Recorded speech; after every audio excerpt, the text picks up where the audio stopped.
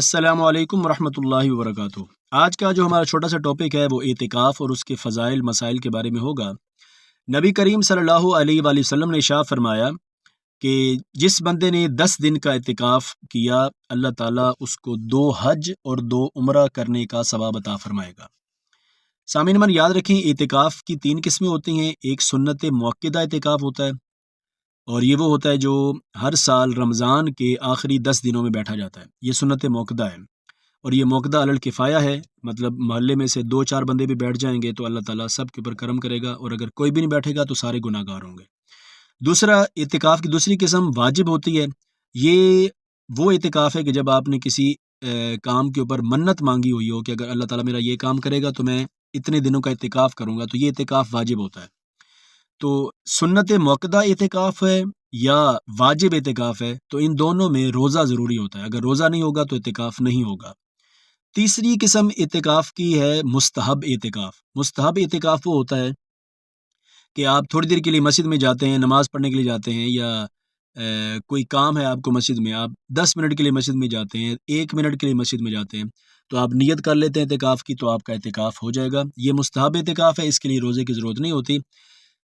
اعتکاف واجب اور اعتکاف جو سنت موقدہ اعتکاف ہے جو حضور ساری زندگی بیٹھا کرتے تھے، ان 2 اعتکاف کے اندر روزہ جو ہے وہ شرط ہے۔ دوسرا مسئلہ سامعین من، پردے لگائے جاتے ہیں۔ پردہ لگانا یا منہ پر رومال لپیٹ کے رکھنا جو ضروری نہیں ہوتا۔ پردہ صرف اس لیے لگایا جاتا ہے کہ بندہ جو ہے وہ یکسوئی اختیار کر سکے، وگرنہ پردہ لگانے کی ضرورت نہیں ہے۔ مسجد کے احاطے کے اندر رہنا ضروری ہوتا ہے، پردہ اعتکاف کی شرط میں سے نہیں ہے۔ پردہ لگانا جو مساجد کے اندر لٹکائے جاتے ہیں، بالغ ہونا شرط نہیں ہے۔ نابالغ بچہ بھی جو ہے وہ اعتکاف بیٹھ سکتا ہے، بس وہ سمجھدار ہو اور سنجیدہ ہو اور مسائل کو اور مسجد کے احترام کو جانتا ہو تو وہ اعتکاف کر سکتا ہے، اس کے لیے بالغ ہونا شرط نہیں ہوتا۔ عورتیں جو ہیں وہ صرف اپنے گھر میں اعتکاف بیٹھیں گی۔ مسجد میں اعتکاف عورتوں کا کرنا جو ہے وہ مکروہ ہوتا ہے، اور عورت گھر میں اس جگہ پر اعتکاف کرے گی جس جگہ پر وہ نماز پڑھتی ہے، یا وہ جگہ جو اس نے نماز کے لیے خاص کر رکھی ہے، اس جگہ پر وہ اعتکاف کرے گی۔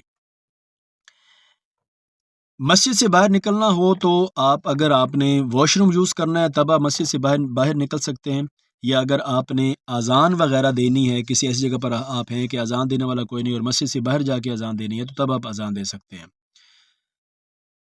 اگر آپ نے غسل کرنا ہے یا آپ کو گرمی لگ رہی ہے یا غسل آپ کے اوپر واجب ہے، تو ساری صورتوں میں غسل ہو سکتا ہے، لیکن یاد رکھیں کہ اگر آپ کے اوپر غسل واجب نہیں ہے تو بلا وجہ اور بلا عذر غسل نہ کیا جائے، زیادہ ٹائم جو ہے وہ عبادت کے اندر ہی گزارا جائے تو وہ زیادہ بہتر ہوگا۔ اتنا زیادہ بیمار ہو گیا ہے کہ اب اس کو اعتکاف جو ہے وہ ختم کرنا پڑ رہا ہے، تو جتنے دن کا اعتکاف وہ ختم کرے گا اس کو بعد میں اتنے دنوں کی اعتکاف کی قضا کرنی پڑے گی۔ تو جتنے بھی احباب ہیں کوشش کریں کہ وہ زیادہ سے زیادہ اعتکاف فرمائیں۔ والسلام ورحمۃ اللہ وبرکاتہ۔